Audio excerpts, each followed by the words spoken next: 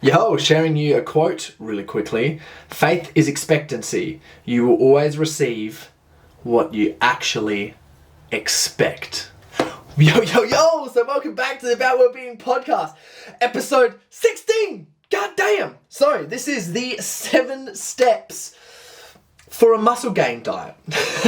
So how do you actually gain muscle with what you're eating? These are the steps and the tips that I'm giving you to go through and get out there and use and crush, and some action points at the end for what we can actually do to do this type of stuff. Basically, what I say with a lot of things is the most ultimate thing that you do, if you ever want to do anything or experience something, it's all put into a routine. If you ever want to get anything done, it has to be put into a routine. Even if it's sort of like a holiday, you have like a holiday routine where it's like Monday we go to Disneyland, this day we go to this, but then you end up getting you take a look at it like a routine. You go out and eat breakfast, you do these things, then you go to the holiday park, whatever it is, then you go here, blah, blah, blah. But that comes into like great play when you're doing muscle building diet and all the rest of it. It's basically what your routine is, Monday to Sunday is, and what you're doing in your routine and what you're doing every day is directly going to contribute to your muscle gaining. Now that is an extremely important note to take when it comes to your diet. So literally everything that you're eating from Monday to Sunday is going to contribute to the muscle gain diet. Now this isn't like you must do this, you have to eat like this, you have to do this type of diet.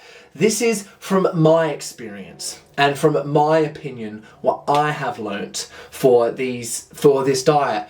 Take from it what you will. If you disagree or don't like any of these things, that is completely fine. You don't have to. I'm just sharing you my stuff. But if there's anything in here that you find that's a little nugget, you go, oh, that's really good, I'm going to try that, or I really like what you said there, Corey, then you owe me a share on your story. We'll make that little bargain. If there's something there that you can take away, share it for me. If you go, oh damn, I actually took that away and that was a good little point, chuck us a share, like or subscribe. Big love to you. I mean, as far as resources go, I've got my website out, I've got this podcast out, I have my Instagram. It's all just Corey Boutwell, like coreyboutwell.com, About Wellbeing podcast, Corey Boutwell on Instagram. And they're probably the main ones that you can find all the stuff at. So, what are the 7 steps? Okay, so we've got the 7 steps here. Is number 1 is find out what is your best diet for you. Number 2, eat consistently for each day. Now that is not like eating consistently, like eating consistently per time block. That is like whatever you decide to do and eat in a day, be consistent with that. Don't eat too much is the step number 3. Step number 4, ensure epic digestion. Now, how weird is that though? Step 3, don't eat too much. Oh, we get into there. You think, I want to be eating as much as possible to gain some damn muscle. That ain't the way we're going to do it. So, step 4, ensure epic digestion. You know, there's no point eating if you're not digesting, right?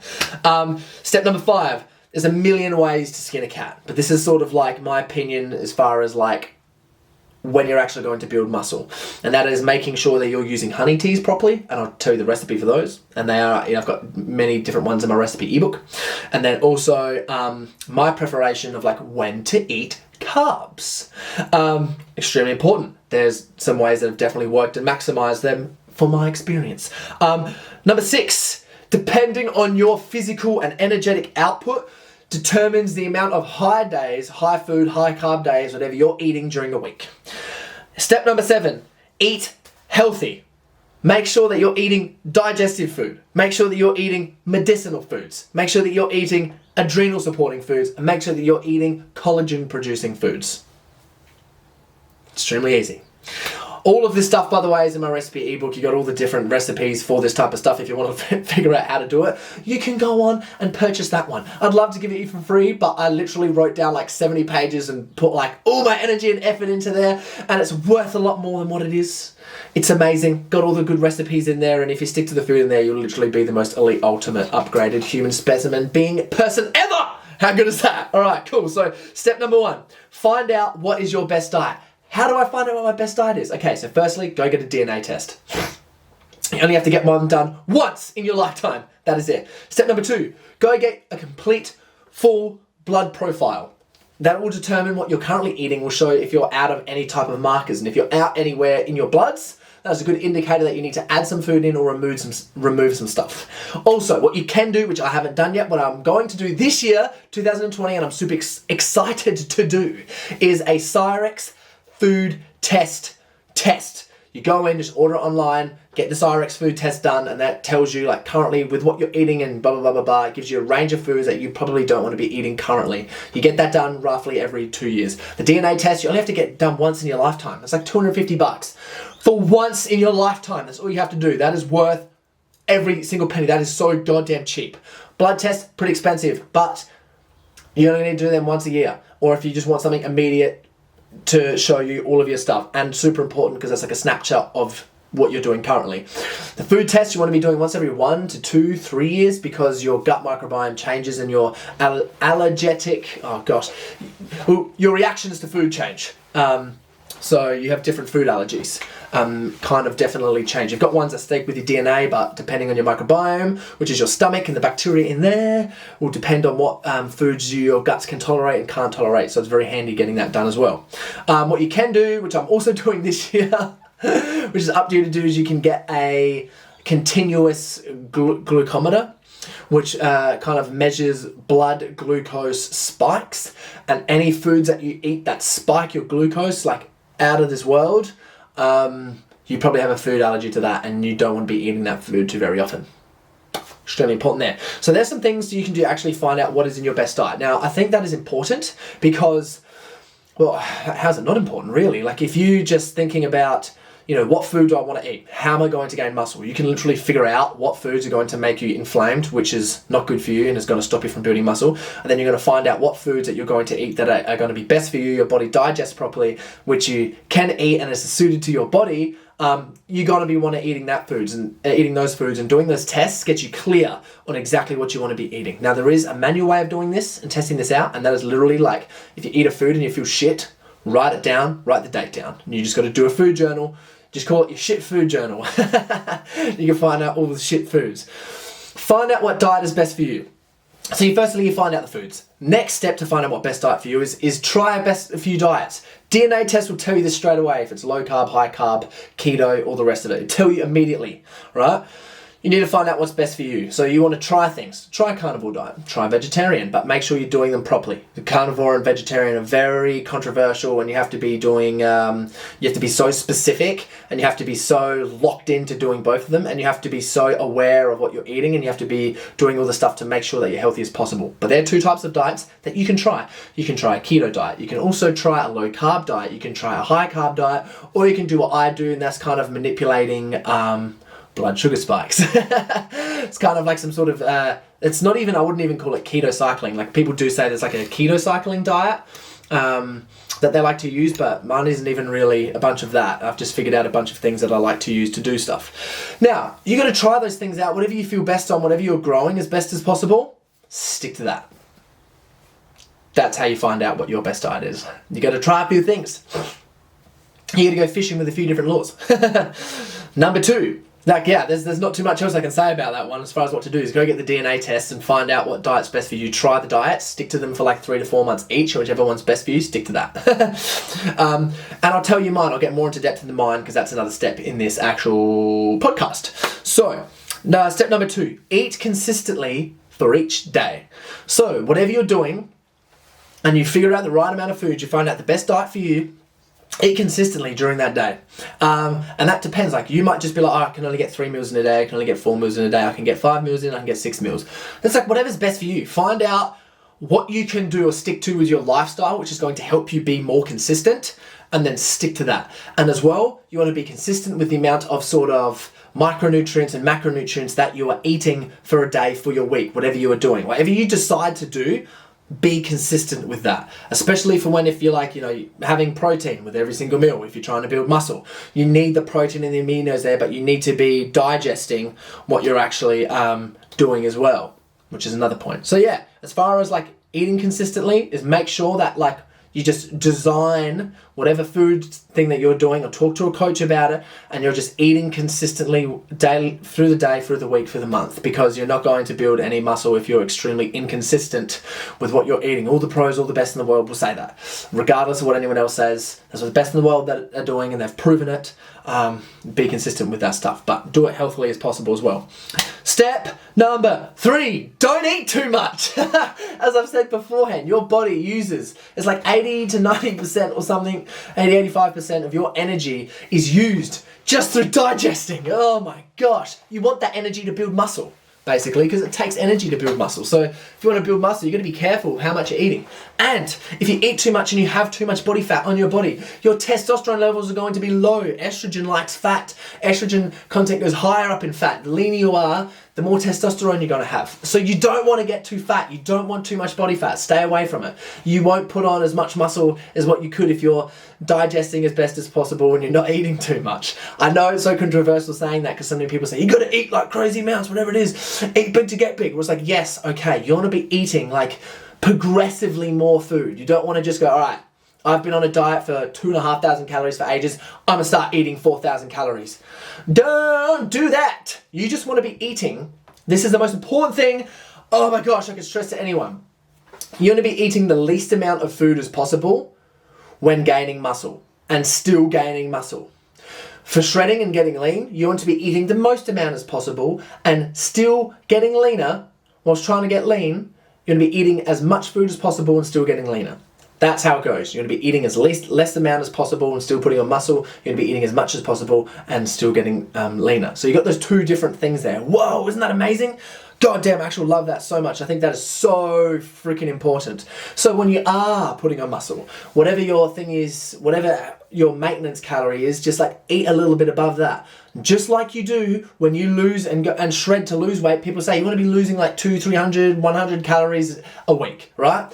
Or adding, and you want to be dropping, to lose weight, you want to be dropping maybe your calories by a couple hundred calories a week, a fortnight, whatever it is. So when you're putting on muscle, do the same thing.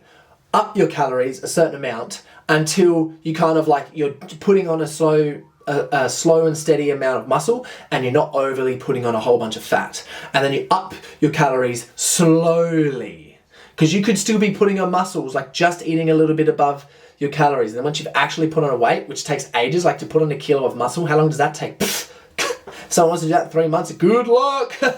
Unless they're new or they're trying something new radical, it's very hard to do, especially if you're an experienced lifter. You want to set yourself a bar a little bit lower for how much like muscle you actually want to put on. And like, if you can put on like a couple of kilos of lean muscle per year, you're a god. Like absolute. Because then if you stick to 5 years and like, let's say you put on in 5 years and you've put on 2 kilos of muscle every single year, in 10 years, you've gone up 10 kilos in muscle. If you're already 85 kilos and have a bit of muscle and you go up to 95 kilos of lean muscle, that is fucking huge. Bodybuilding's a long game. So make sure that you're just eating a bit over what you're doing and then progressively increase that if you need. And if your body weight increases too much, you'll notice different signs in the mirror like, God damn, I'm actually putting on quite a bit of junk here. Reduce that. Reduce the calories because you want to be absorbing, which leads digesting. That leads into step number 4.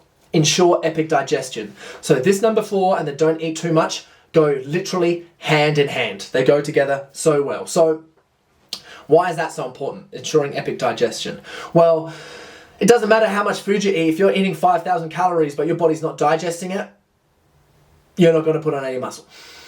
See ya later. Especially if you're putting bad things into your body whilst you're eating and not having really good food, then your body just has like stockpiles of fat to build muscle out of, and it's not going to build the good quality muscle that you really want. And you're going to be inflamed, and it's going to be a lot likely that you're going to have injuries, which is going to reduce you actually putting on muscle in the long run. So how do I ensure epic digestion? Well, basically, you don't want to be eating huge amounts of food in one sitting. Definitely. Well, your body's pretty adaptive, but you don't want to be eating crazy huge amounts. If you have to, then okay, then you have to, especially if whatever your lifestyle is. But you don't want to be eating crazy huge amounts of foods. You want to be making sure that your carbohydrate meals and your fat meals are separated. If you're eating high fats, like a high fat content of food like avocado and rice, or like sweet potato and olive oil, or sweet potato and avocado, sweet potato and bacon, or you're having like a pasta and a huge fatty steak or a piece of salmon, like your body finds it extremely hard to digest fats and carbs at the same time. So you just want to separate them. So, which comes into like my diet, how I do things. So like, what does that mean? Well, that means that when you're eating a high carb meal, which should be around your workouts or later on during the day, or maybe even earlier on during the day, it depends on which way you want to attack it. But basically, if you're eating a meal that's just in carbs, stay away from fat. Stay away from oils, coconut oils, butters, sources that are high in fats, eggs, avocados, all of those different types of things. If you're eating a high carb meal, you want to be eating just like your sweet potato, seasonings, things like that, your vegetables, and try and choose a lean meat like kangaroo, or like a leaner cut of steak, or like a chicken or a turkey or a barramundi or something like that, because they're a leaner meat and you eat them with carbs, it's going to absorb a lot better. Same thing if you're having a high fat meal. Like if you're having a breakfast, don't have toast with your breakfast. I know eggs and toast is like the best thing ever. And I'm sorry to say that, but yeah, if you're going for optimal digestion, you just want to be eating, if you're like eggs, avocados, high fat salmon, and all the rest of those, you don't want to be having too many carbs in there. You want to be having like the vegetables, but not too many carbs, which is extremely important because all those healthy fats are like the best thing ever. Especially for your brain optimization, digestion, and energy. It's very rich fuel or food.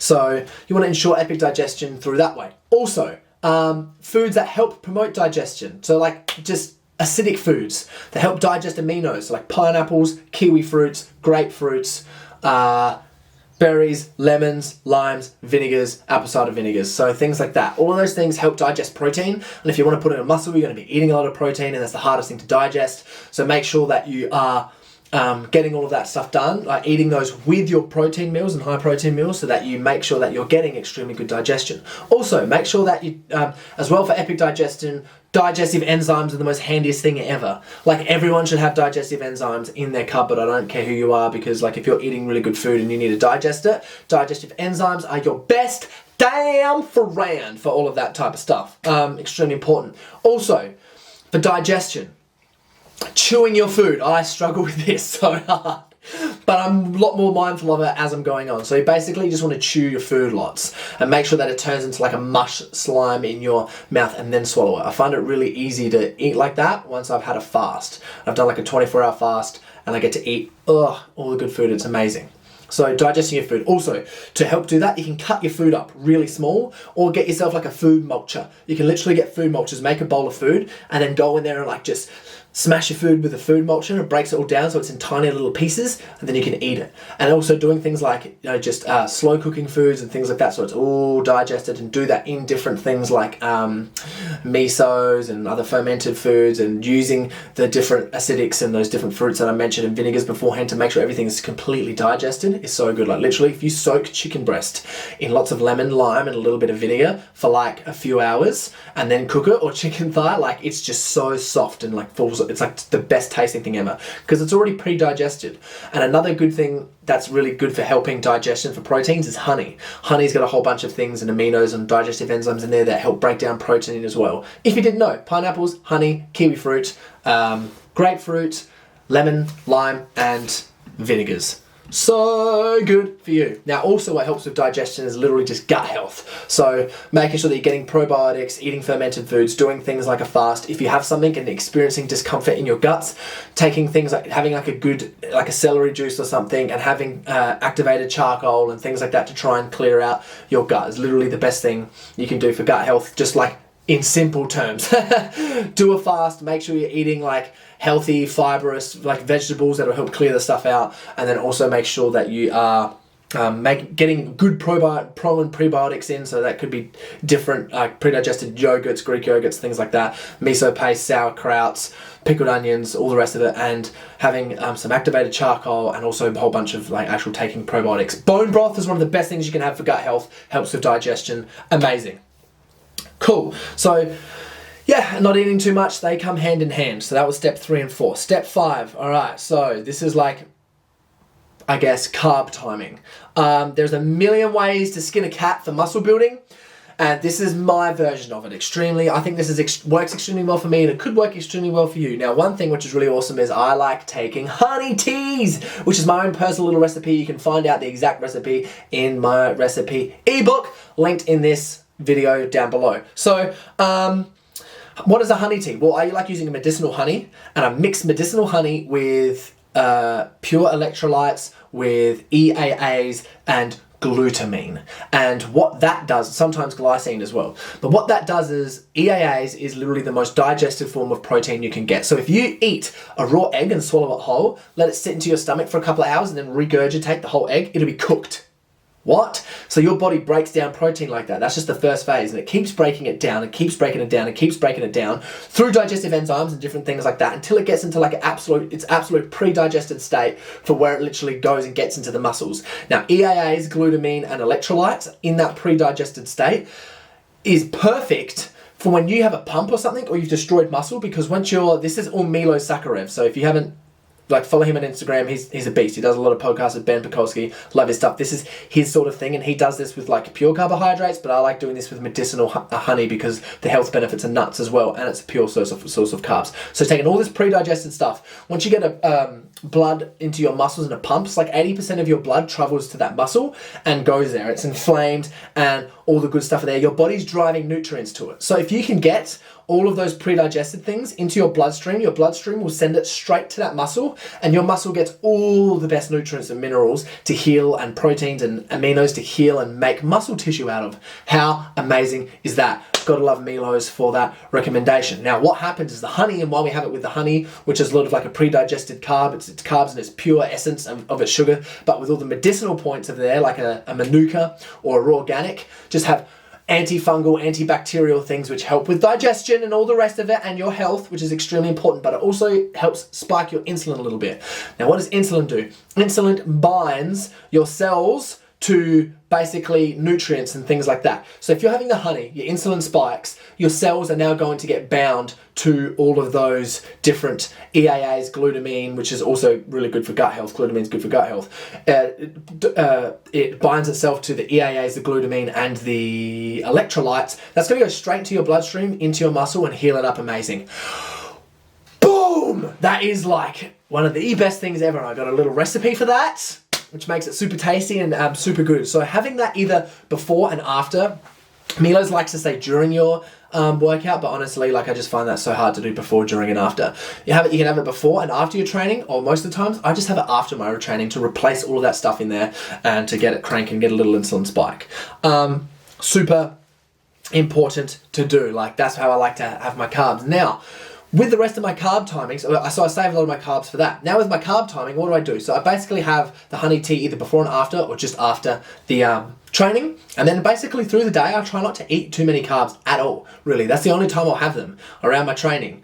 And then I'll try to save them. I'll have a higher carb meal at night time. So what that does is, again, gets me a little insulin spike, not too close before bed, a couple hours before bed. So I'll have my carb meal, usually my big meal with my dinner, or a little bit of a decent amount of honey and berries in my yogurt, as my last snack, but I make sure I have that a couple hours before bed.